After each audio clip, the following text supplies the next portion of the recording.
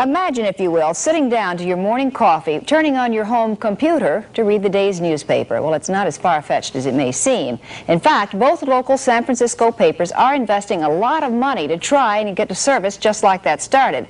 Science editor Steve Newman reports on one person already using the brand new system. 17 stories up in his fashionable North Beach apartment, Richard Halloran is calling a local number that will connect him with a computer in Columbus, Ohio.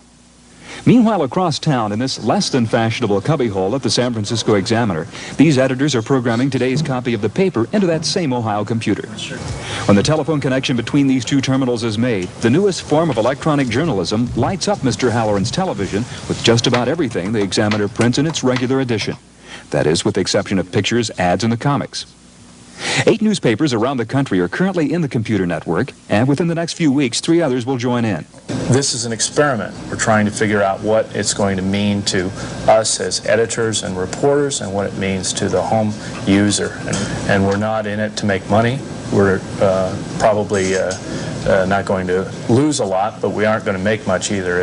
Both the Examiner and Chronicle began service within the last 2 weeks and printed full-page ads about it. Of the estimated 2,000 to 3,000 home computer owners in the Bay Area, the Chronicle reports over 500 have responded by sending back coupons.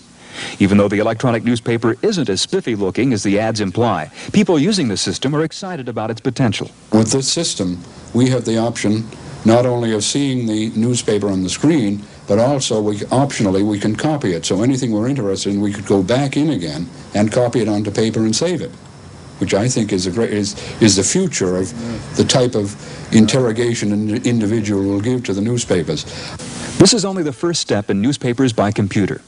Engineers now predict the day will come when we get all our newspapers and magazines by home computer, but that's a few years off. So for the moment at least, this fellow isn't worried about being out of a job. Steve Newman, News Center 4. Well, it takes over 2 hours to receive the entire text of the newspaper over the phone, and with an hourly use charge of $5, the new telepaper won't be much competition for the 20-cent street edition.